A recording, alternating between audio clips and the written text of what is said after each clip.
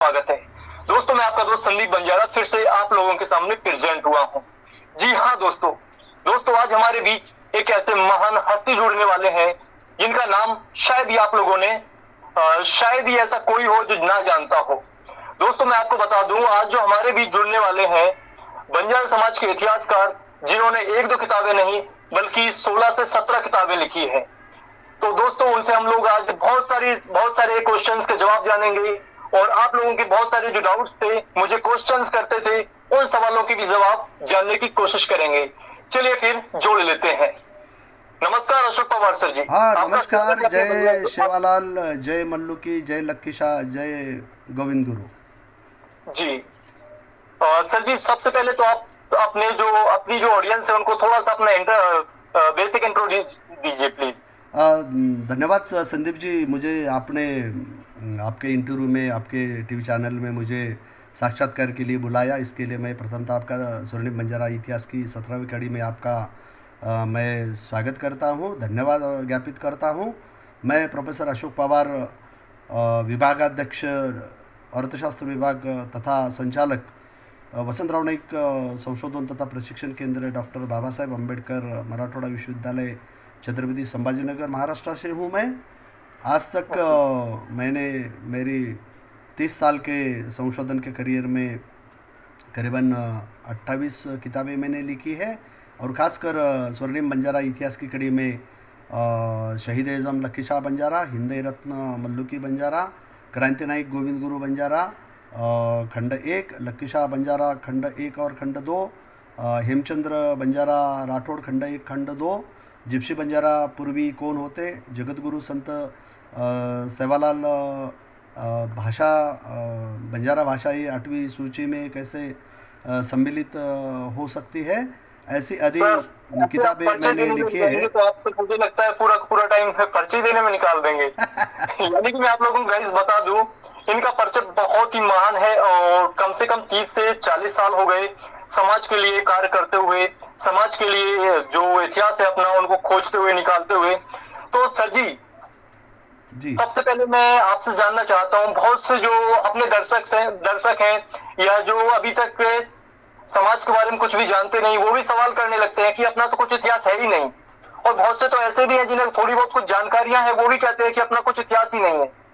और जबकि आपने तो कहां से खोज के निकाल दिए। आपने तो 17 किताबें लिख डाली अपने समाज से जुड़ी। जी बोलिए सर जी कुछ। नहीं, ज्ञान के इस महासागर में अज्ञानता के बारे में ना मैं उनके परिचय का मोहताज हूँ और ना ही हमारा समाज किसी जात धर्म पंथ और देश के इतिहास के लिए मोहताज है। भारतवर्ष में ही नहीं अपितु विश्व भर बंजारों का इतिहास यह एक स्वर्णिम इतिहास रहा है। और उस स्वर्णिम इतिहास की कड़ी में हमने पिछले 30 साल में जो 16 किताबें लिखी और 17वीं किताब अभी जगत गुरु हत्तीराम बाबा जी की किताब अभी 24/7 से आ रही है। और उनको मेरा ये कहना है कि समाज को हमारा इतिहास मालूम नहीं है। जिस समाज को अपना इतिहास नहीं होता, समाज को अपना इतिहास मालूम नहीं होता, वो समाज मर मिट जाता है, ऐसे कहते हैं। और इसीलिए हमारा इतिहास ये है, मगर उसको खोजने की ज़रूरत है। और उस खोज की दिशा में हमने 3 दशक पहले काम शुरू कर दिया है और अभी 17 खंड प्रकाशित होने जा रहा है।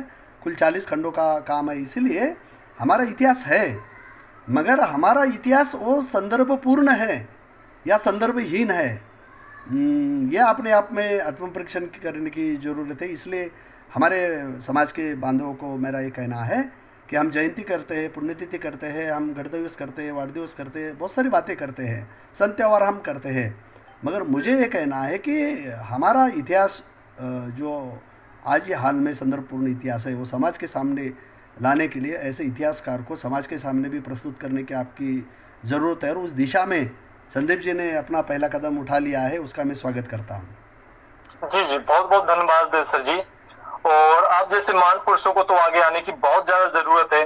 और मैं एक चीज और बोलना चाहता हूँ, जो आपका ये 17वां जो खंड है, हाथीराम बाबा जी पर। जी। तो इसमें क्या कुछ जानकारियां हैं जो आपकी किताब पब्लिश होने वाली है, जल्दी में ये सुनने को मिल रहा है, जल्दी में पब्लिश होने वाली है, नहीं तो इसमें क्या कुछ जानकारी, जी बोलिए सर। हाँ संदीप जी, आपको मैं ये बताना पसंद करता हूँ कि जो 17वां खंड हमारा स्वर्णिम बंजारा इतिहास की कड़ी में आ रहा है, तो जी वह जो है जगत गुरु संत श्री हत्तीराम बाबा, तो जी जी जी ये जो खंड है, तो मेरे ख्याल से मैंने इसकी खोज में जो करीबन हमने 30 साल डाले हैं, तो सबसे ज़्यादा हत्तीराम बाबा पर साधन इकट्ठा करने के लिए मुझे सबसे ज़्यादा प्रयास करना पड़ा। यानी लक्की शाह, मल्लुकी, गोविंद गुरु आदि साहित्य कृति को तो एक प्रयास करना ही पड़ा था, ये जी बात जी तो जी सच है। मगर हत्तीराम बाबा जी ये बंजारों के वंशज है, वो बंजारा थे, वो बलजोत थे, वो पवार थे, वो धनी थे, वो दानी थे, वो न्यायदानी थे। ये बात बहुत कम लोगों को मालूम है। इसीलिए हमने हत्तीराम बाबा की किताब जो हमने अभी 24/7 कोलकाता से प्रकाशित होने जा रही है, जी जी जी तो वो प्रकाशित तो होंगी, मगर जी। उस दिशा में करीबन हमने 1,500 पन्नों का लेखन अकेले हत्तीराम बाबा पर किया है। और 1.5 लाख से अधिक। हाँ, और मेरे मालूमात के हिसाब से जी हत्तीराम बाबा पर एक भी संशोधनात्मक पूरी किताब हमें दिखाई नहीं देती। इसलिए उस दिशा में हमने पहल की, और उस पहल की कड़ी में हमने हत्तीराम बाबा का जो ये जो जो किताब है, ये खंड पहला हम प्रकाशित करने जा रहे हैं। ये दूसरा खंड भी बाद में प्रकाशित किया यहाँ जा सकता है, और तीसरा जो खंड उसमें है, उसके 2 भाग यहाँ हो सकते हैं। इतना बड़ा ये जो ये है, ये अलग से एक ये है। तो जी हत्तीराम बाबा के बारे में ये जो किताब है वो प्रकाशित तो होंगी, मगर हत्तीराम बाबा के बारे में मैं आपसे कुछ बातें शेयर करना चाहूँगा, पसंद करूँगा। जी। दर्शकों, मैं आपको थोड़ा सा बता देता हूँ कि हाथीराम बाबा के बारे में अगर आप लोगों ने सुना होगा कि बहुत से जो छोटी मोटी जानकारियां मिलती है कि हाथीराम बाबा जी वही है जो तिरुपति बालाजी में जहाँ पे मंदिर पहली पूजा होती है वो हाथीराम बाबा जी की भी होती है, ऐसा करके जो आपने शायद कहानी में भी सुना होगा।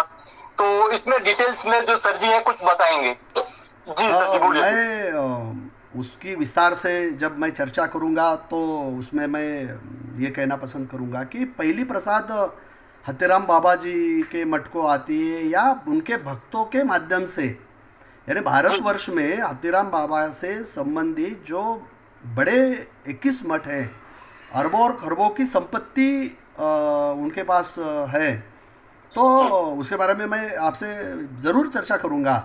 मगर हत्तीराम बाबा की हमने चर्चा छेड़ी है, तो मैंने मेरे स्वर्णिम बंजारा इतिहास की 17वीं कड़ी में जो हत्तीराम बाबा के बारे में मैं कहना पसंद करूँगी कि आपने एक बात का जिक्र किया कि विश्व में तिरुपति तिरुमल्ला बालाजी ये ऐसा एक संस्थान है, एक देवस्थान है, जहाँ श्रद्धा से समाज और समाजेतर, धर्म और धर्मेतर लोग भी वहाँ जाकर अपना मत्था टेकते हैं। तो ये सिर्फ भारतवर्ष का ही नहीं, अपितु विश्व का सबसे श्रीमंत, जिसको हम बोलते हैं रिच, जिसको हम संस्थान बोलते हैं, वो जी जी रिच संस्थान है। और ऐसे गौरवशाली संस्थान का हमारे बंजारों से नाता जो जुड़ा हुआ है, वो जी जी नाता तो भगवान श्री कृष्ण और मोला मोटा वहाँ से हम उसका आरंभ देखते हैं।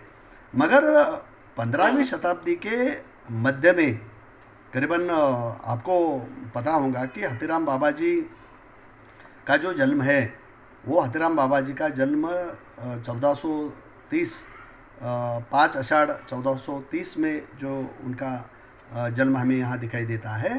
तो गुनाचोर में उसकी वो जयंती वहाँ 3 दिन की यात्रा लगाकर वो मनाते हैं। मगर जी मैं ये आपको बताना पसंद करूँगा कि गौर बंजारों के इतिहास में अलग अलग मानव और संत ज्ञानी पुरुष होके गए, जिसमें सर सर मकली घोषाल है, अनाथ पिंडक है, तपस्सु बल्लिक है।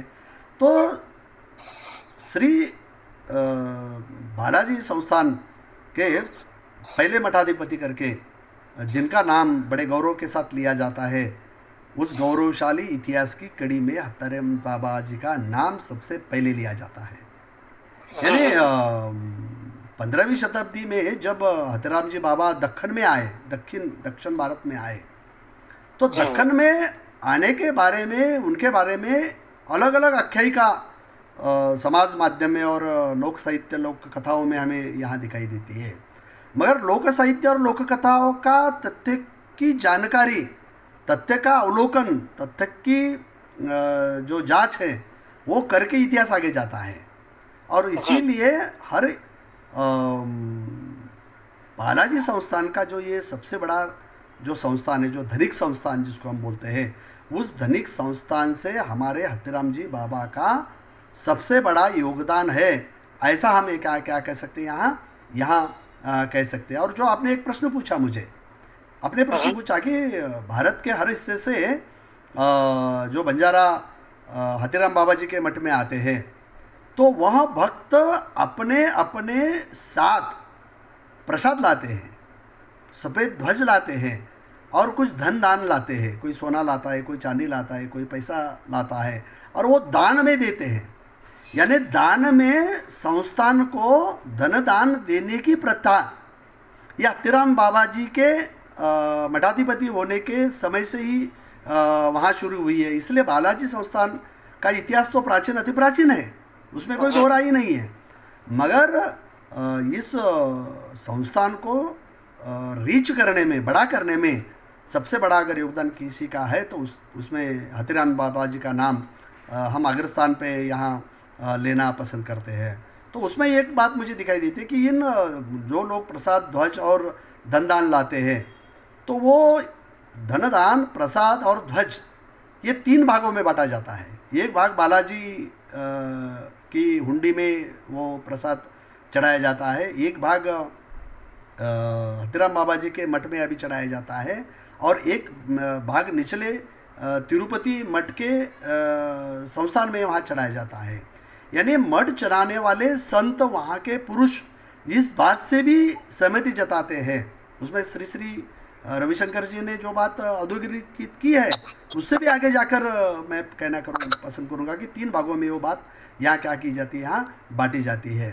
और अगर मैं हत्याराम बाबा जी के बारे में अगर विस्तार से मैं अगर चर्चा यहाँ करना पसंद करूँगा, तो हत्याराम बाबा जी का जो ये संस्थान है, तो ऐसे कहा जाता है कि भगवान बाबा स्वयं बालाजी से, हत्याराम जी बाबा ये स्वयं भगवान से ही चौपड़ खेलते थे। और इतना ही नहीं, राजा कृष्णदेव राय, तो राजा कृष्णदेव राय से भी वो चौसर खेलते थे। और वो इतने शक्तिशाली थे कि 21 हाथों का झुंड की लाइन लगाकर उस पर छलांग लगाकर वो पार कर जाते थे। तो इतना शक्तिशाली जो व्यक्ति है, उस व्यक्ति रेखा का नाम हत्याराम जी बाबा है। जी सर जी, वैसे तो डिटेल्स में अगर बात करेंगे किसी एक टॉपिक पे भी, तो भी मुझे लगता है टाइम बहुत ज्यादा हो जाएगा। हाँ। इसलिए थोड़ा सा अभी कोशिश कर रहे हैं, थोड़ा कम समझ, थोड़ी थोड़ी जानकारी लेने की, है ना सर जी? हाँ जी। क्योंकि इतिहास बहुत है अपने समाज का जी तो एक चीज मैं और आपसे जो जानना चाह रहा हूँ सर जी, जी जी कि आपने जो इससे पहले भी, जैसे आपने सिख धर्म में भी बंजारों का इतिहास बताया, योगदान दिया, सिख इतिहास में जो बंजारों का योगदान रहा है उनसे रिलेटेड भी आपने बहुत सारी जानकारियां कलेक्ट की, बहुत सारी चीजें उजागर की।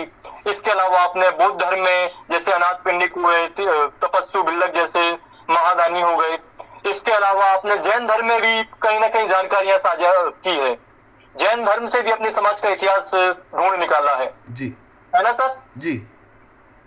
तो कौन थे ऐसे महान दानी, या क्या था जैन धर्म से अपना क्या कुछ कनेक्शन है? नहीं, वैसे तो सिर्फ किसी एक धर्म के लिए बंजारों ने योगदान दिया ऐसा नहीं है। बौद्ध धर्म में दिया है, जैन धर्म में दिया है, क्रिश्चियन धर्म में दिया है, मुस्लिम धर्म में दिया है, वैसे जैन धर्म में भी दिया है।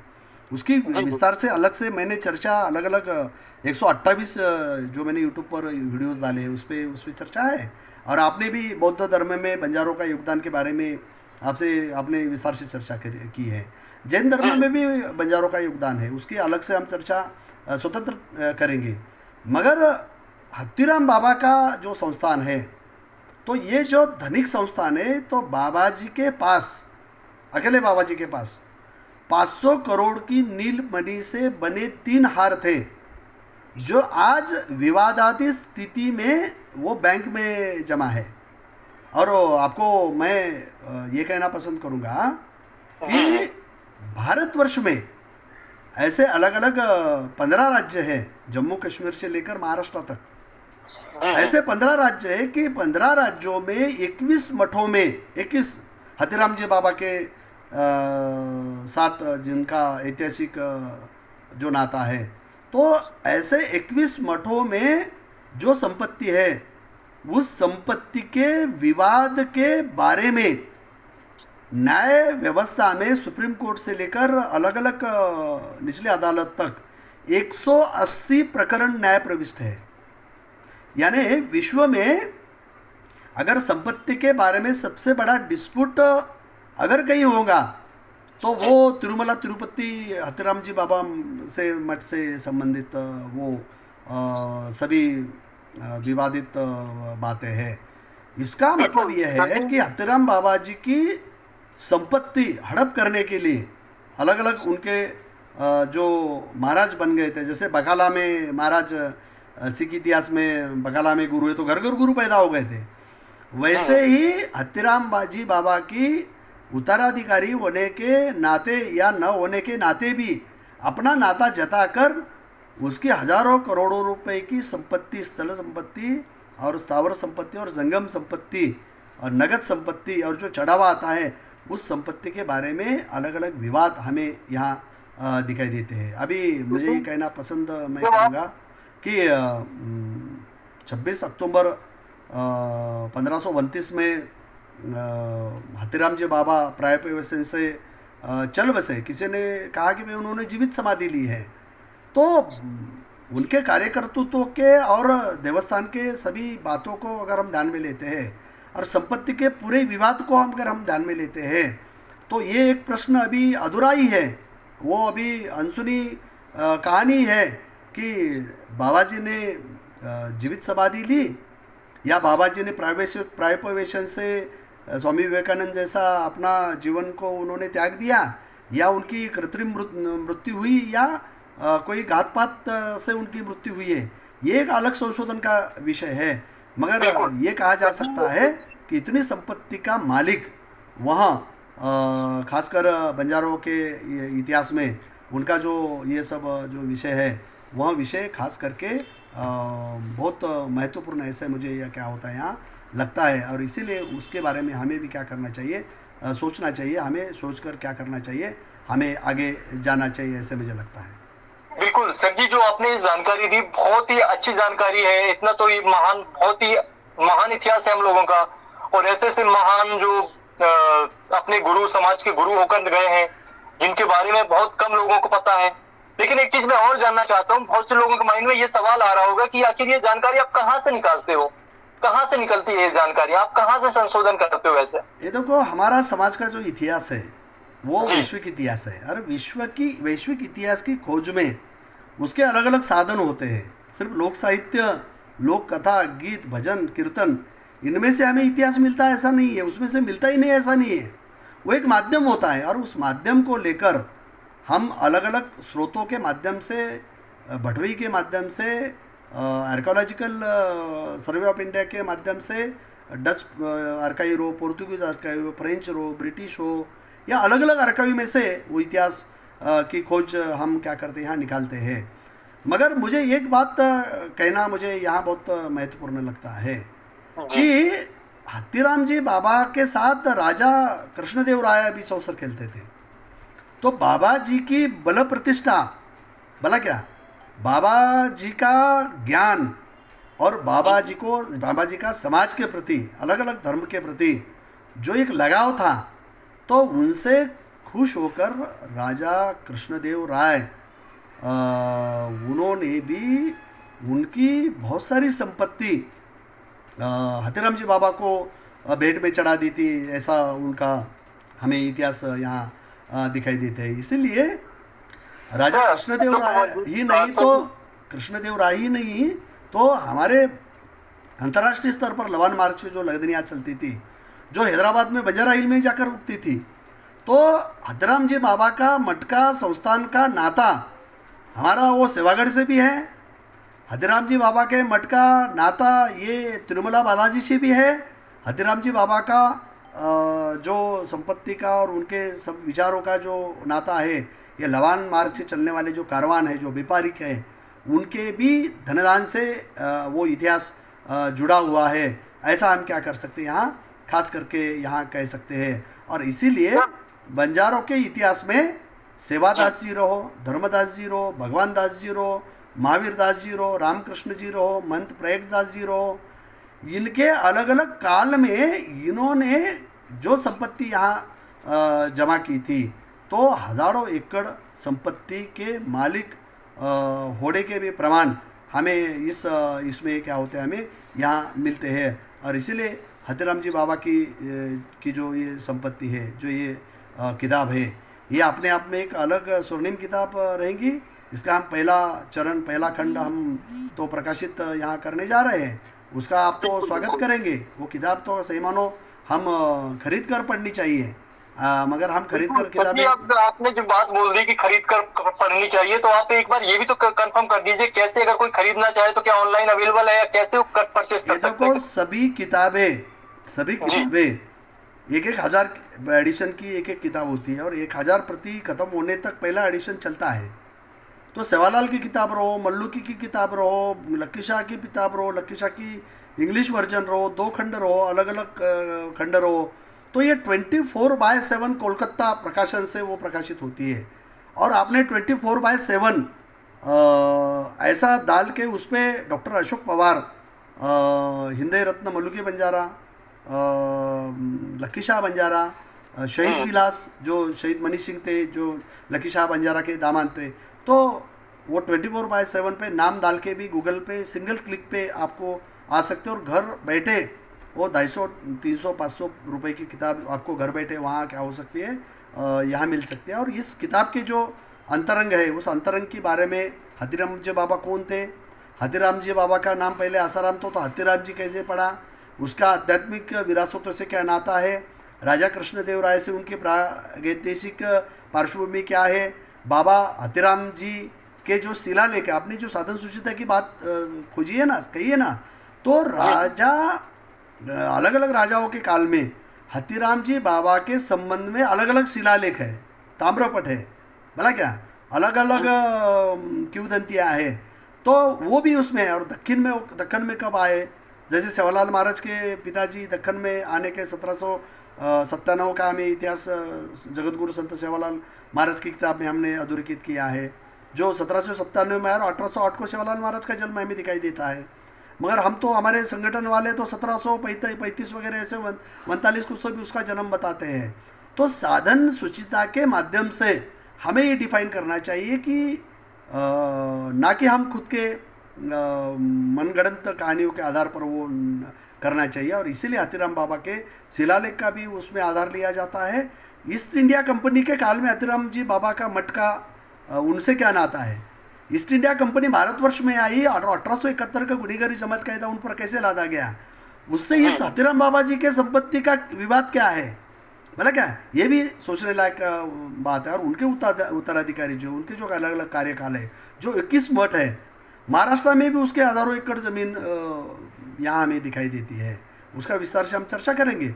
और उनके बालाजी मंदिर से, उनके ट्रस्ट से क्या नाता है, और करीबन 180 विवाद जो हमने ये कहे, तो 180 विवाद पर इतने बड़े ये सब हमने क्रोनोलॉजिकल ऑर्डर पे वो इंडेक्स में भी वो बातें हमने यहाँ साझा यहाँ की है। और इसीलिए हथीराम जी बाबा की जो जयंती है, वो जयंती हमें जून महीने में मनानी चाहिए। और पुण्यतिथि जो है, उनका जो महामानव का जो महापरिनिर्वाण जो दिन है वो 26 आज के तारीख 26 अक्टूबर 1529 में उनका देहावसान हो गया था। और ऐसे इनके व्यक्ति के बारे में आप वो किताबें खरीद कर वो पढ़ना चाहिए। और जब तक हम हमारा इतिहास नहीं जानते हैं, किताबें नहीं खरीदते, नहीं पढ़ते हैं, तब तो की जानकारी नहीं लेते। और हाल ही में ऐसा एक संदीप जी एक ट्रेंड आ गया है कि हमारी किताबें, हमारे संदर्भ, हमारे भाषण, उनको उठाकर वो रातों रात इतिहासकार बन रहे हैं, अपने किताबें छप दे रहे हैं। तो अब कृपया ऐसा ना करें, वो क्राइम है। और इसीलिए लाइन की लाइन और संदर्भ के संदर्भ उठाकर अपने नाम से छपवाना ये गलत बात है, वो क्राइम है, वो गुनाह है। और वो गुनाह ना करें, ऐसा मेरा उनसे नम्र निवेदन है। जिनको पानी पीने के लिए भी समय नहीं है, वो आउटसोर्सिंग करके किताबें निकाल रहे हैं, हमारी किताबें उठाकर रातों रात में किताब बनाने की कोशिश कर रहे हैं।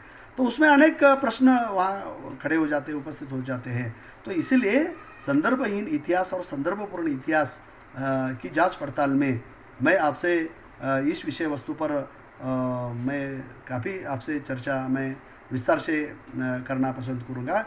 इसके पहले बी चिन्या नाइक ने इतना ही नहीं तो कलरफुल बंजारा में या अलग अलग किताबों में राहुल सांस्कृत्यायन के किताब में कुछ एक 4-2 संदर्भ हमें मिलते हैं।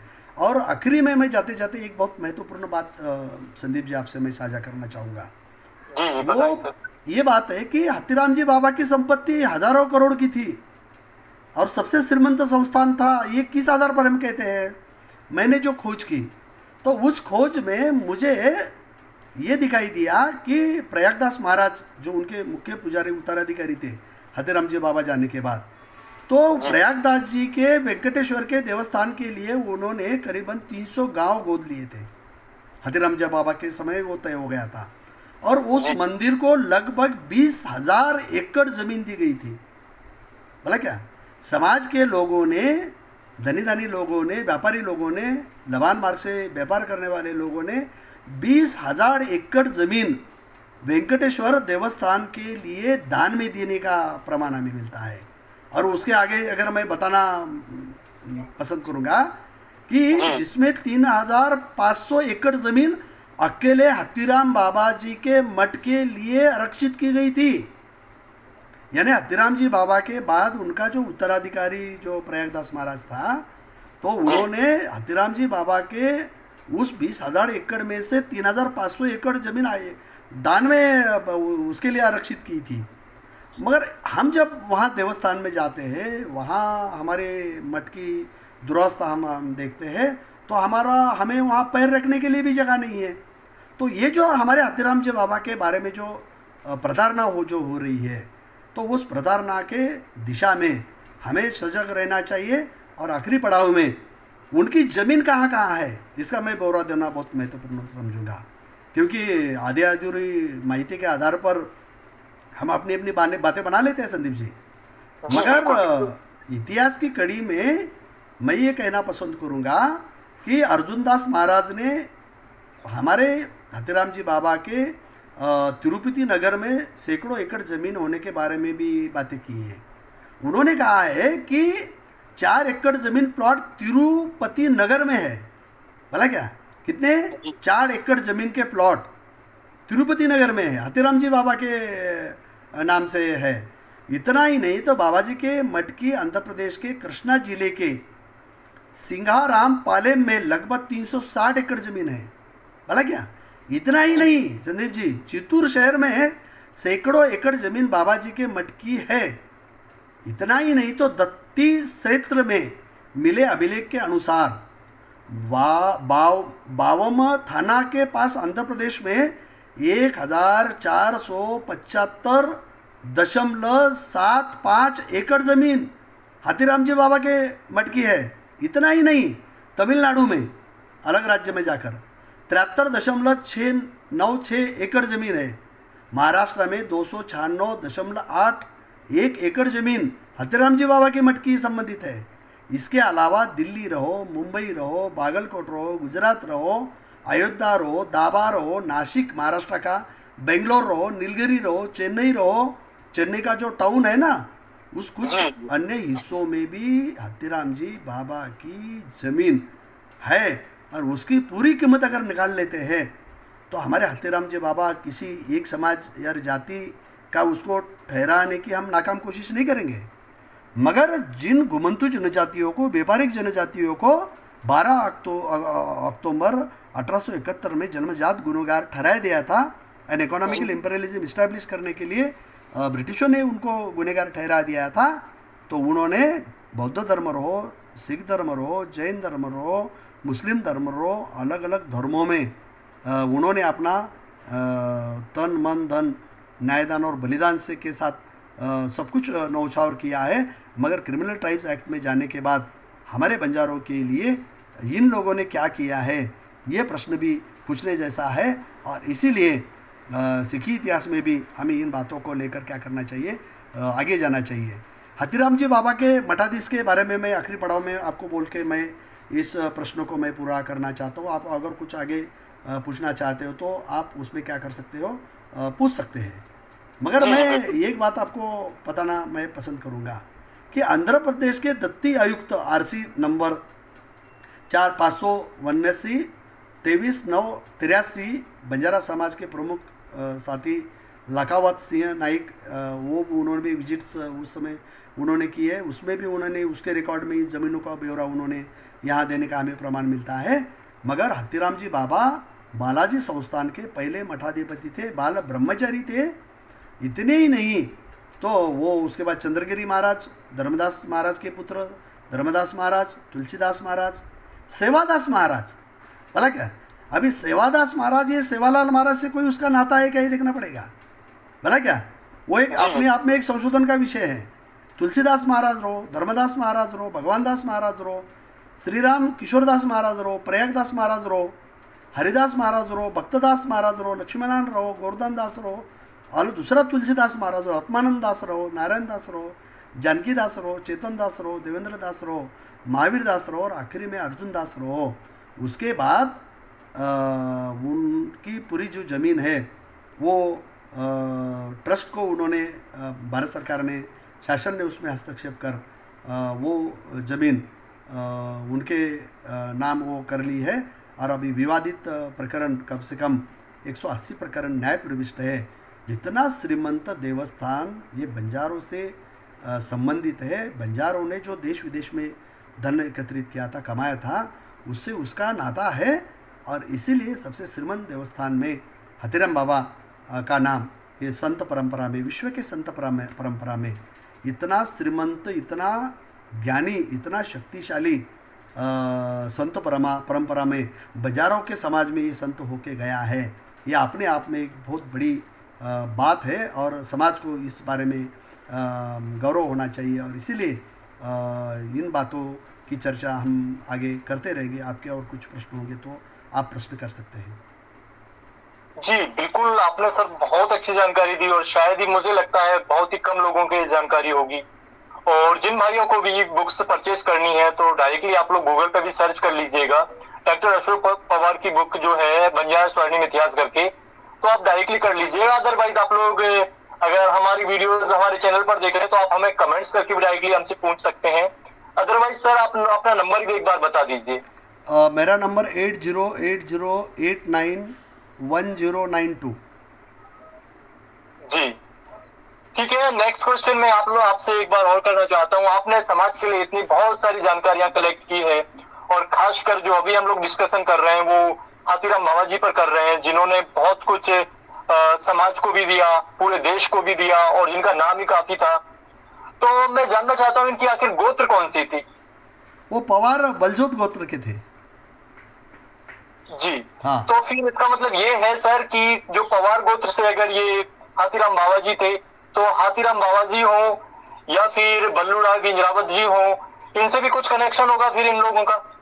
हाँ, ये जो हम विश्व भर जो 52 विराट चलते थे हमारे, भला क्या जी तो जी विश्व भर जो कुल 82 विराट 85 विराट जो चलते थे लदेनी के कारवान के, तो वो सभी कारवान देवस्थान से और व्यापारिक स्थानों को लेकर वो हमें दिखाई देते हैं। पिछले महीने कुछ 2 साल पहले मैंने एक अजंता के बंजारे किताब भी मेरी अभी प्रकाशित होने वाली है, वो तैयार है।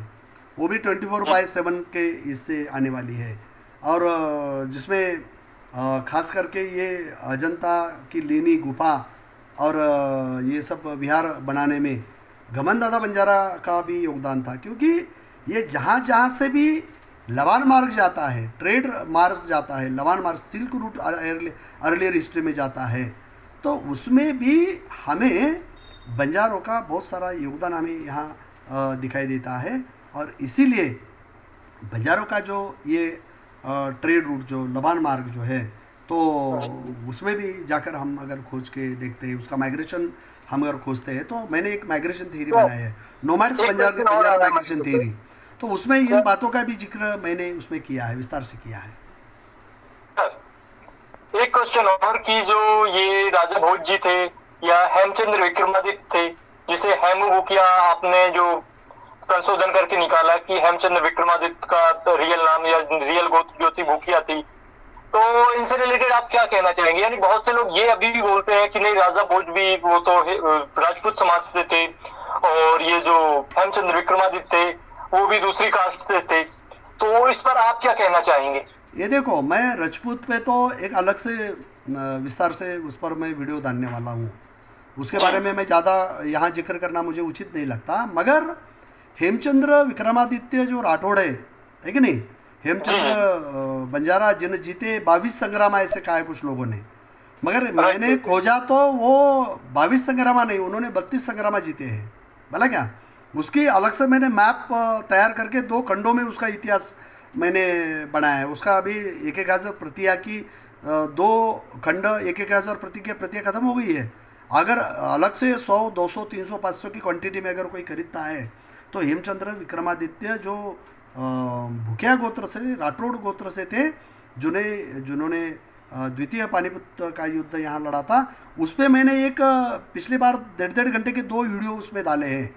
क्योंकि एक भार्गव करके एक कादम्बरी एक इसने डाली थी, उस पर मैंने एक वीडियो डाला था, शायद आपको मैंने वो डाला है, आप उसको डिस्क्रिप्शन में डाल के किसी को शेयर कर दीजिए। तो उस पर आप हेमचंद्र विक्रमादित्य के बारे में, मगर विक्रमादित्य के बारे में वो बंजारा होने के बावजूद भी कुछ लोग अलग अलग जाति के, उनको कुछ अग्रवाल कहते हैं, कुछ गुप्ता कहते हैं, कुछ रेनियार कहते हैं, कुछ अलग अलग जाति को अपना ठहराने की कोशिश करते हैं। मेरा नम्र निवेदन उनसे है कि हमने भटवी से उनका पूरा इतिहास निकाला है।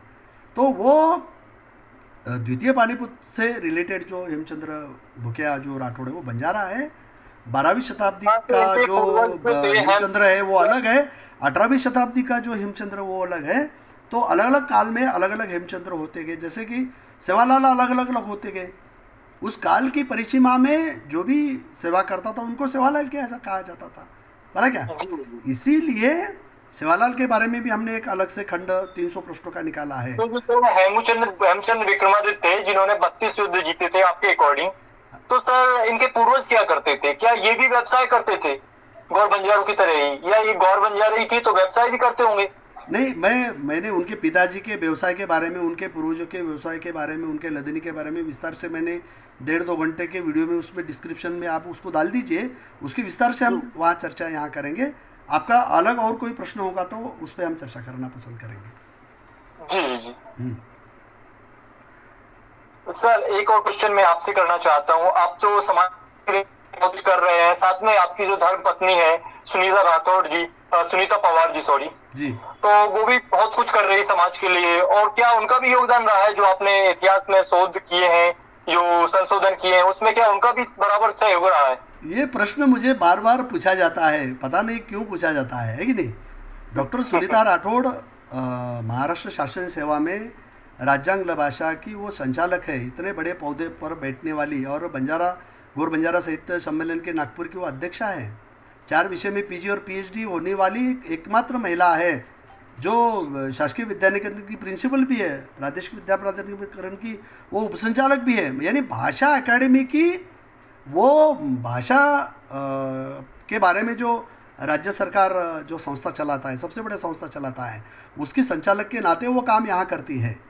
इसलिए सुनीता राठौड़ का भी मेरे स्वर्णिम बंजारा इतिहास के लेखन में बहुत बड़ा योगदान है। और मैं इतना तो कहना पसंद करूँगा कि डॉक्टर सुनीता राठौड़ मेरे से ज़्यादा पढ़ी लिखी है, शादी के बाद क्यों ना पढ़ी है लिखी है, मगर मेरे से ज़्यादा पढ़ी लिखी है, उनका भी योगदान इसमें मेरा तन मन धन से उनका योगदान है, उसका जिक्र मैं करना पसंद करूँगा। जो समाज की महिलाएं हैं, जो लेडीज हैं, बहन बेटियां हैं, उनको आप क्या संदेश देना चाहेंगे कि उनको इनसे क्या प्रेरणा लेनी चाहिए? ये देखो, घर घर मल्लू की होनी चाहिए, घर घर शाम की माता होनी चाहिए, घर घर सुनीता राठौड़ होनी चाहिए, बोला क्या, घर घर अलग अलग जो हमारे समाज के हित में काम करने वाली जो कुछ महिलाएं हैं वो होनी चाहिए, क्योंकि अलग अलग अहदे पर बैठकर आज महिला यहाँ ये काम किया। पिछले वर्ष महिलाओं का एक सम्मेलन भी हुआ, उसकी अध्यक्षा सुनीता थी। तो समाज में लेखक के तौर पर, समाज सेवी के तौर पर, संशोधन के तौर पर, एडमिनिस्ट्रेटिव सर्विसेज के तौर पर जो अलग अलग महिलाएं जो काम कर रही है, तो एक अलग से महिलाओं का राष्ट्रीय स्तर पर का, अंतर्राष्ट्रीय स्तर पर का सम्मेलन होना चाहिए, और उसमें ये एकत्रित आकर समाज हित में आगे हाथ उन्होंने बढ़ाना चाहिए। और इसीलिए मेरा सिर्फ बहू बेटियों से नहीं, तो समाज के सभी पढ़ने वाले छात्र छात्राओं से मेरा ये आह्वान है कि वो हमारे समाज का जो ये स्वर्णिम इतिहास है वो पढ़े, उससे प्रेरणा ले, और हम किसी एक जात धर्म पंथ तक हम सीमित हमारा इतिहास नहीं, तो हमारा सभी धर्मों में हमारा इतिहास है। इसलिए हम राष्ट्र हित में, विश्व हित में, है कि नहीं, सबको सही हो सेना सही वेश के नाते हमें आगे जाना चाहिए, और उस दिशा में हमें क्या करनी चाहिए, यहाँ पहल करनी चाहिए। और इसीलिए सेना सही वेश, सबको प्रसन्न हो, सबका भला करो, ये जो विचारधारा हमारे सेवालाल महाराज की जो है, हतीराम बाजी बाबा जी की है, लखेशा की है, अनाथ पिंडक की है, तपस्सु बल्लिक की है, मखली घोषाल की, जो बौद्ध काल जैन काल के समकालीन वो संत थे, वो बंजारा थे। और इसीलिए ऐसे धनी दानी न्याय दानी बलिदान का इतिहास समाज के सामने बच्चों तक घर घर पहुँचना चाहिए, पाठ्यक्रम में वो आना चाहिए। राजनेताओं को ये पहल करनी चाहिए कि उनके लिए कुछ ये कृति योजनाएं क्या बनने चाहिए। जी जी जी, ठीक है सर जी, बहुत अच्छा लगा बात करके, बहुत सारे आपने सवाल के जवाब दिए, और उम्मीद करते हैं कि जो सवाल हैं, जो आपने जानकारियां साझा की है, हमारे दर्शक को बहुत ज्यादा पसंद आएगी। और जाते जाते आप अपने जो दर्शक हैं उनको क्या कुछ संदेश देना चाहेंगे, या क्या कुछ बोलना चाहेंगे? ये देखो, हम समाज और राष्ट्र हमारे लिए प्रथम है, भला क्या, हमने अगर हमारा विजन डॉक्यूमेंट जो बड़ा रखा, तो विजन हमारा बड़ा होना चाहिए। विजन हमारा छोटा रहे तो हम भी छोटे हो जाते हैं। इसलिए सोच में पहुंच होनी चाहिए, ना कि पूंछ होनी चाहिए, भला क्या, यानी सोच में अगर पहुंच होती है तो हम आगे जा सकते हैं। तो आप बोलेंगे कि सर फिर आप सोच में आपकी क्या पहुंच है, आपने समाज हित में क्या किया है? मैंने तो एक काम किया है कि समाज हित में 30 साल पहले विद्यार्थी दशा में मैंने शोध कार्य शुरू कर दिया, खोज। मेरे पूरे उत्पन्न की आधा हिस्सा किसी की मदद लिए बिना मैं स्वर्णिम बंजारा इतिहास के लेखन कार्य में, मैंने शोध कार्य में उसको मैंने जुटा दी। किसी की 1 रुपये की भी मदद मैंने आज तक नहीं ली है। इसीलिए देश भर में, विश्व भर में, अलग अलग विश्वविद्यालयों में स्वर्णिम बंजारा इतिहास की अलग अलग कड़ियों को लेकर हमें निमंत्रित किया जाता है। भारतवर्ष में ताल कटोरा में सबसे बड़ी लकीशा बंजारा की जयंती मनाई गई, तो उसका आधार शहीद आजम लकीशा बंजारा था, क्योंकि उनके परिवार के, पवार और जादव परिवार के 108 लोगों ने पारिवारिक शहादतें दी है। इसीलिए उसके बाद मनोहरलाल खट्टर जी ने मुझे हरियाणा कुरुक्षेत्र में बुलाया, वहाँ भी लकीशा बंजारा की किताब हमने वहाँ प्रकाशित की, गोविंद गुरु बंजारा की किताब वहाँ प्रकाशित वहाँ की। तो समाज हित में हमें शोध कार्य को से जोड़ लेना चाहिए, ना कि सिर्फ वोट और पेट के लालच से हम हमारा विजन छोटा ना करें। इसलिए हम शोध कार्य में हमको खुद को ढालें। हमारी जनसंख्या क्या है, हमने किस क्षेत्र में हमने खोज की है, उस खोज का समाज हित में क्या उपयोग है। उदाहरणार्थ के तौर पर मैं यहाँ कहना पसंद करूँगा कि मैं नांदेड़ विश्वविद्यालय के स्वामी रामानंद तीर्थ मराठवाड़ा विश्वविद्यालय में मैं माहिती अधिकारिता, विद्यार्थी कल्याण संचालकता, क्रीड़ा संचालकता, राज्यपाल के अश्वमेध के ऑब्जर्वर करके भी मैंने काम किया, अलग अलग कमेटियों पर मैंने काम किया। मगर ये बात मैंने कहना पसंद करूंगा कि मैं असम स्काला का विद्यार्थी हूँ, और घुमंतु जनजातियों के लोगों की जो अभी 12 अक्टूबर 2021 को गुनहगार जमात कायदा को 150 वर्ष पूरी हुई है। तो उस लक्ष्य में मैंने 2012 में 1/1/2012 में वसंतराव नाइक जी साहब का समाज के प्रति बहुत बड़ा योगदान है। तो उनके नाम से मैंने शोध अध्ययन केंद्र मराठवाड़ा डॉक्टर बाबा साहब अम्बेडकर मराठवाड़ा विश्वविद्यालय में खोलने के लिए मैंने कोशिश की, वो खोल दिया गया। उसके बाद 100 करोड़ की मांग की। उसके बाद भाषा के बारे में मांग की। उसके बारे में भाषा अकादमी के संदर्भ में एक शोध कार्य भी मैंने तैयार किया। इतना ही नहीं तो शासन को प्राथमिक माध्यमिक और उच्च माध्यमिक के लिए रेसिडेंशियल स्कूल वसंतराव नाइक साहब ने खोले थे। उसके आगे उनकी शिक्षा की व्यवस्था नहीं थी, उनका ड्रॉप आउट रेशियो ज़्यादा था। इसलिए मैंने पुणे बार्टी के धरती पर डॉक्टर बाबा साहब अम्बेडकर संशोधन और प्रशिक्षण केंद्र पुणे बार्टी, यह हायर एजुकेशन शेड्यूल कास्ट के बच्चों के लिए शिक्षा की व्यवस्था की जाती है। उसमें IAS IPS लोग भी वहाँ बनते हैं, देश विदेश में भी वो भ्रमण करते हैं। मगर हमारे लिए घुमंतु जनजातियों के लिए कोई ऐसी व्यवस्था महाराष्ट्र में नहीं है। इसलिए मैंने पुणे बार्टी के धरती पर वनारटी संस्था के लिए आग्रह किया। 12 साल उसका मैंने ये किया। मुख्यमंत्री महोदय ने अलग अलग काल में मुझे बुलाया और वो वनारटी योजना अभी लागू कर दी गई, उसका GR निकल गया। मगर वो जनसंख्या डॉक्टर बाबा साहब अम्बेडकर मराठवाड़ा विश्वविद्यालय में ज़्यादा है, वो वहाँ होना चाहिए जहाँ की मांग थी, जहाँ का फैक्ट रिपोर्ट था। मगर वो मुंबई में डाल दिया गया। हमने नम्र निवेदन किया है कि जहाँ उनकी डेंसिटी ऑफ पॉपुलेशन घुमंतु जनजातियों की, बंजारों की ज़्यादा है, वहाँ वो केंद्र खोलने चाहिए। इदाते कमीशन में हमने nomads toward the statutory safeguard ये किताब लिखी। 3 गोलमेज परिषद बिको दादा इदाते नेशनल कमीशन से के साथ विश्वविद्यालय में हमने किए। वेलफेयर डेवलपमेंट बोर्ड नीति कमीशन में बना, वहाँ घुमंतु के लिए और बंजारों के लिए वेलफेयर डेवलपमेंट बोर्ड बना। 20 सिफारिशें अलग अलग राज्यों को भी है। मगर उन सिफारिशों को लेकर, योजनाओं को लेकर, उसके अमल को लेकर हमें आग्रही होना चाहिए। सिर्फ योजना बनती है, उसके लिए बजटरी प्रोविजन होना चाहिए और बजट खर्चा होना चाहिए। उसके लिए हम नागरिक के तौर पर सजग है क्या? उस दिशा में हम, हमारे संगठन काम कर रहे हैं क्या? हमारे राजनेता हमारे काम कर रहे हैं क्या? हमारे प्रोफेसर हमारे काम कर रहे हैं शोध कार्य की दिशा में, उसमें कुछ डोटा निकाल रहे हैं क्या? तो उस दिशा में हमने वनारटी का हमने एक्शन प्लान बनाया था। वनारटी होगी, वेलफेयर डेवलपमेंट बोर्ड यहाँ हो गया, भाषा अकादमी महाराष्ट्र सरकार में उसमें यहाँ प्रस्तापित कर दी, welfare development board national commission ने वहाँ लागू कर दिया। इसीलिए हम, हमारी कथनी और करनी में, कृति और हमारे उक्ति में कोई फर्क नहीं होना चाहिए। इसलिए समाज के हित में काम करने वाले लोगों को, प्राध्यापक के खास करके संगठन वालों को मेरा ये नम्र निवेदन है कि सिर्फ पद के लिए हम काम न करें। तो आदमी न पद से बड़ा होता है न कद से बड़ा होता है, भला क्या, इंसान वही बड़ा होता है जो दूसरे के लिए काम आता है। इसीलिए दूसरे के काम आने के लिए जीवन अर्पण करना चाहिए। यही हमारे संतों की सीख है, यही हत्तीराम बाबा की, सेवालाल महाराज की यहाँ सीख है, शहीद मनीष सिंह की यहाँ सीख है। और इसलिए ऐसे धनीदानी, न्यायदानी और बलिदानियों के इतिहास में अपने पहल की मुझे बुलाया तो मुझे बहुत अच्छा लगता है। क्योंकि स्वर्णिम बंजारा इतिहास के 100 व्याख्यान माला में मैं आज आपसे करीबन ये 30वीं व्याख्यान माला मैं आपसे साझा कर रहा हूँ और 17 किताबें इसमें हो गई है और इसमें 100-200 व्याख्यान भी हो सकते हैं। इतना स्वर्णिम इतिहास, वाजल्य इतिहास हमने प्रस्तापित कर दिया है। आपके कोई अगर प्रश्न है तो उस प्रश्नों का उत्तर देने के लिए मैं बोले तो तैयार हूँ। आप मुझे प्रश्न करते जाए, मगर कृपा करके हमारी किताबों की चोरी कर, उन पन्नों को छोटे छोटे कर, ऐसे टुकड़े में बांटकर हमने जिस बच्चों को जन्म दिया है उस बच्चों की 16 कर अलग अलग भागों में मिल बांटकर खाने की ये संगठित गुनहगारी समाज में बहुत बढ़ गई है। इसलिए अलग अलग चैनल वालों को, अलग अलग लेखकों को, अलग अलग संशोधकों को मेरा ये नम्र निवेदन है कि ऐसी बात ना करें, क्योंकि हमारा इतिहास बहुत गौरवशाली है। ये मेरा उनसे नम्र निवेदन है।